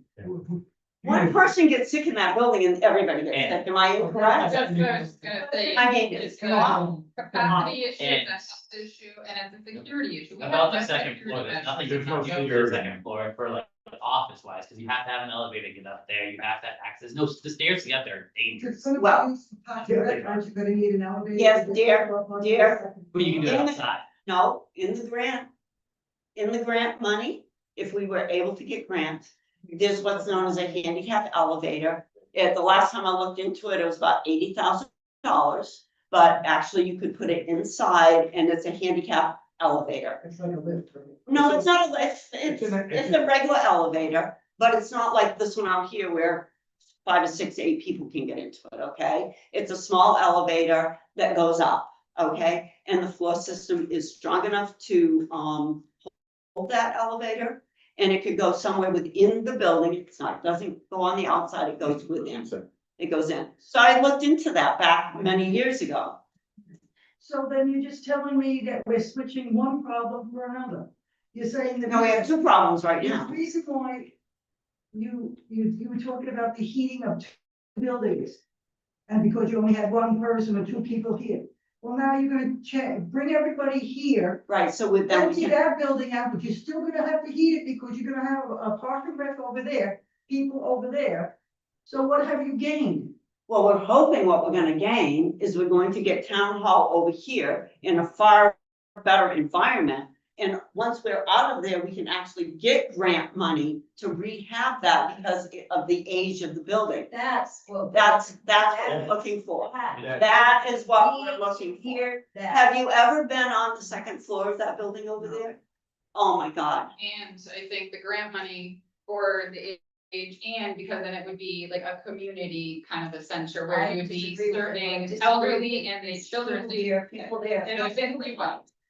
And the only reason we decided to do it that way, we've been not doing it because it's really hard to put half a office building over here and the other half over there. But guess what? We have no choice because people will not vote this monies to try to get people over here all together. So now what we're gonna do, we're gonna bring planning over here, the code enforcement over here. Somebody comes in to register their car, they need to see somebody in planning, they're gonna have to come over here. I mean, that's all we can do. Once we can get that situated, then we go to the next group, the next floor, whatever that may be. Yes. When you have Park and Rec across the street, what else is gonna be in there? Are you gonna have that building for one? No, The only one that's Park and Rec in this building. When you open Park and Rec over there, what? well, our seniors, we're hoping the seniors is going over there, the Legion. Am I saying that right? The Legion? Then that's all right. Yeah. You have an extra conference. And it'll be nice to have a conference room because these rooms at times, we can't even provide for meetings and stuff with the activities at this point. So where is the parking to be from? Park and Rec? See that bank building that's sitting there? That's what I was gonna say. And don't forget, behind, you know, this parking on the left hand, on the other side. of the street. Where employees park now. Where all the employees are parking is gonna be parking. Yep. So, And you said there was gonna be a senior center back in. hopefully, but it's, I bet I might pull you. Let's, well, let's do one building at a time. I've been saying that for the last 10 years. That's where it should be. That's where Park and Rec should be. Have one meeting hall, whatever, you know, conference room for small groups that want a meeting or whatever. So, yeah. If you take a chip at it by looking into grants and putting it out to the public, that you could get a grant, get that building the way you want it or whatever you want to go in that, and how much we need for this versus, I know, but if we did a bond, you'd be paying interest for, those are the things that I don't see Right. in the. And the problem is, we got a quote to chip bank building down a few years ago. Okay? And the board at that time didn't want to tear it down. So now, obviously, we're waiting for an updated quote. You know, every year that goes by is costing more and more money. I know, I'm just trying to figure out. I know, I don't know, I can't tell you that. I don't know. It'd be hard to project costs of doing that building when we don't even really know the cost of doing this building. Doing this one. We've got to get people in here, get that building emptied out, so then we can look at it to figure out how we're gonna set it up, because my feeling is, if you're gonna use that building to the fullest, okay, you need a small elevator, so you have handicaps for the second floor. So there are some hard costs that, you know, that are no-brainers, so to speak. And then how you divide it up and how you set it up, you really need it emptied out. You need the interior partitions out of there so that you can really see them. And upstairs they're empty, it's just basketball court. Yeah, upstairs. I remember I play basketball. the last time I was upstairs at Right, the Halloween party. I was little. That used to be the court. Yeah, that's where they had their plays.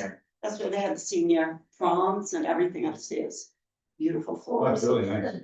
All buildings in town, after we had met up at the high school. Yeah, And they did the tour of everything in town. We went into the bank building, we came in here, we went into town hall, we were on the second floor, we were on the local. They showed us everything, the police department, we saw the inside of every building in town. Why don't we do something again like that to give people aware? Girl, Well, I think we talked about at one point, doing like not an open house, but having videos done, having somebody We have near. enough insurance, like, go video. find the second floor stairs. yeah. Yeah. I thought it was pretty nice. You know, what you're trying to work with. We gotta get people in this building. We almost need to have a. And it sucks to say this, because it's gonna be something crazy, but a design of everything in this village of what we think. We What we have went that. in our brain, We with already the, have with the that. bank But building we going, have- with. We have that already. Where? We did it a few years ago. No, it was. I was gonna say, I was here a few years ago. It doesn't matter, nothing's changed, nothing's changed. So with that design, Yeah, we had a sugar. A charrette, we had a charrette done in all these buildings, but nothing's changed. with that done, did you have it with the bank? Well, that's building or the that- issue with the charrette, was trying to the building, it's not always number one. Okay. The bank was saying that, I agree with that. All right, Alright, and as you can see, I don't know about the rest of you, but we're trying to save money. The AC's not. It's never been, It's beautiful. The system is I really, think really that's loud, what we did. and then when it's on, you can't hear you guys. So. Why don't we have a meeting? Okay, we need to move on, we can beat this to death. And, Thank you. yeah, But in closing, yes, I still don't have an answer where is the money really gonna come from? we just told you, the only way it's gonna come from is from our building fund. But people keep voting it down, and until we get that fund built up, we can only do so much with that amount of money. And you can't let those monies get too low, because God forbid if, I don't know, A wall falls. or whatever, it all falls down, You could have. where we could have a real You're issue. still gonna take the third floor from that fund. Yes. Yes. We have to, Yeah. there's no other monies. Some of the things you're asking us to vote on impact our taxes. Everything impacts your taxes, girl, everything when you're voting. But what is your population of elderly in this town? They're the ones that are getting hurt.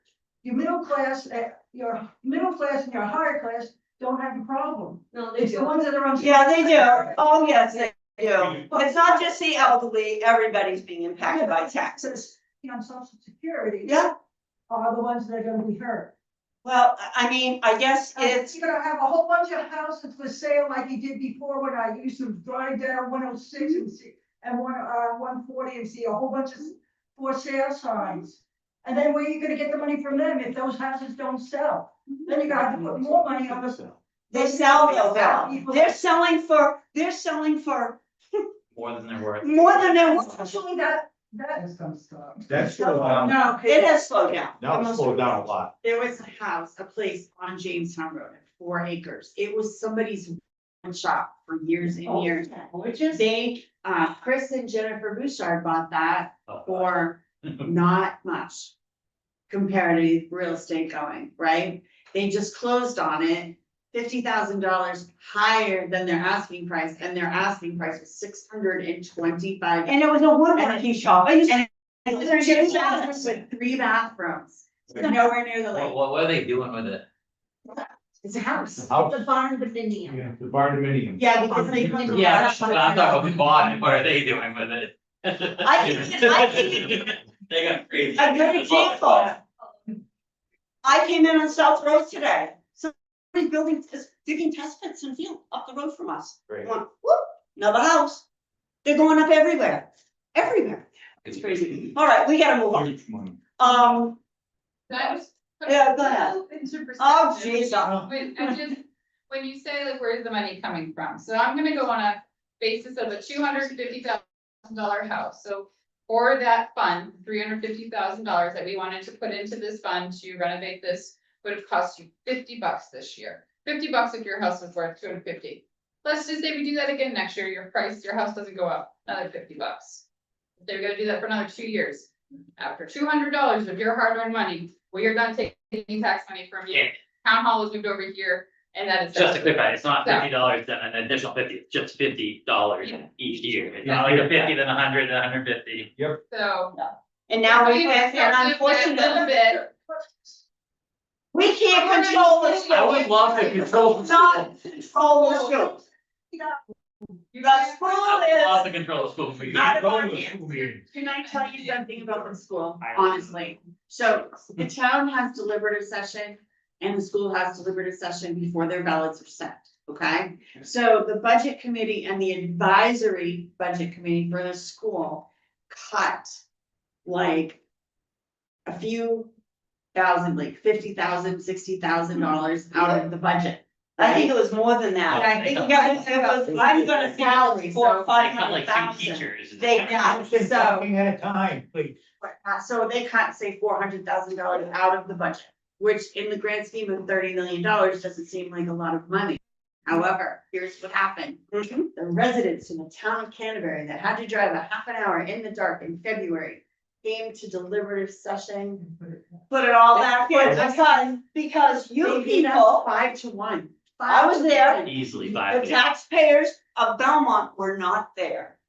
And they got all that money put back in. They have an equal, voting right. No, They, numbers, it's number game. number game. Belmont doesn't come out They and don't vote. vote us. Canterbury shows up. Why don't we get a school bus in Belmont and bus us seniors down there? in It's Canterbury, because we don't drive it. It's here. It's in our Belmont High School. It's at the house. Yeah. It's No, here. it's in our Belmont High School. is like- Yeah. Go to that. In the I'll hold you cafeteria. to it. Nobody from Belmont came. You got my number. And I believe, they even got their sports, Mega. Oh, yes. sports medical coach back in. Back in. They even have That's a, what I would study, there's a flaw there. Yeah, It's a They- floor. but Canterbury showed up, they got the vote, it went on the ballot and people voted for it and everybody's like, oh, the children need. If that was in the, whatever you call that thing that we get. well, the problem is we're They- obviously, Got it. We don't. we create it, but then our guy gets critiqued by, is it DRA? Who goes So over? our The guy, vote we stone, definitely put right. that in, sure, if you would like me to do an example like that, I'm very happy anyway, if we can sell this, you know, then. Put it on yeah. the side of the On the street. ballot, we are On the ballot. restricted on the ballot, you know, our intention is that we create last year almost a 30-page voter's guide to educate people and explain more in depth. And then what did we hear? It was too long. It was long, It was long, but it was long. That's amazing information. You try to take a year's worth of information, cram it into one packet. no matter what we do, That's where I We think try. there's a big, I don't wanna say flaw, I know you guys are doing what you can, The but. bottom line is, they send us a bill, we have to pay it. School. Period. yeah, We don't, school does. we don't get to say about it. I mean, they paid the parking lot, spent some real big money, it didn't need it. There was nothing wrong with it. They dug it out, made it a little bit wider, because now when you go by on a school day, they didn't have enough parking for all the kids that are there now in the cars, because once the kid's in Canterbury, he's driving a car up here, he's not taking the bus. The buses that we're paying to Where, drive around the countryside and half pick up empty. a couple of I kids. don't know, I don't envy you guys, I can only think of one thing, and that's Yeah. getting people. All right. We need to move on. We're going to Board of Selectmen future agenda items. I go on. You go on. Yeah, and I think probably require more of like Alicia by looking into is about that HB 1300 that the governor just signed. Oh, yeah, Yeah, the tax cap issue. Yeah. so there's gonna be a mandatory ballot question for a tax cap for every town and school, She just signed it this afternoon. 1300. He just signed it this afternoon. Everyone will have to do it. Every single town will need to have a ballot question on the November ballots, which means it's gonna be a high vote on it. Mhm. For a mandatory tax cap for the town, and then there'll be another one for the school district as well. They're just doing that so that they don't have to give us any more money, that they're not giving us money anyway, so. Yeah. It's gonna make it even worse. Which also on that whole note, if you wanna look into the equation on the tax cap, because they did change it a little bit than what the RSA was before. And what we questioned is the school has to have that same, question on their ballot. Mm. So what if the town portion passes? I think it's gonna be 2 questions on the November ballot. You think so? Yeah, so on the general election ballot, I think there'll be 2 separate questions, one for the town, one for the city. Okay, back to back. But I okay. do wonder if one passes and one fails, how that What, works. that's what I'm concerned Like, about. for example, Laconia, the school directly impacts the tax cap. We have no control of the school, so how can we directly impact their tax cap? Yeah. But also, Matt, if you look at the formula, it says prior year times 1 plus inflation, which they use inflation as CPI, plus net new taxable property. So it's a weird equation. The old equation was about population and all this. This one's really weird. But if we talk about that, just think about what we're gonna do, because I probably guarantee it's gonna pass. So, If it could pass. so it's mandatory until 2030, I think it says, 2032. if it And the passes. problem is, it's gonna be on the ballot, no one's, all they're gonna see is tax cap, and they're gonna vote yes, but they aren't gonna be reading the fine print as to what that could do to us. And that's the scary. Mhm. Okay, any other, future agenda items? No, we got enough, we don't need to add anymore, we got enough things. We got enough. Okay, board and committee reports, does anybody have anything to report? Well, they don't want to at this point. Our next meeting is. Heritage doesn't meet until tomorrow. Oh, We have a new alternate, Sue, since she's here. Sue is our new alternate on the Heritage meeting tomorrow night at 6 in this room. Well, that's all I got. and there probably won't be any air conditioning, but it's supposed to be cooler outside. No, I'll bring my water. Well, crack the windows. are- Here's a little fan, a fan. That one that goes with your deck. Next meeting is August 5th at 10 o'clock in the morning. That must be a Wednesday. Do we have any non-public? Hang on. Oh, thank you. Motion to adjourn, a second. We'll take that one. Okay, we're done. All in favor? Aye. Sorry. You know. I was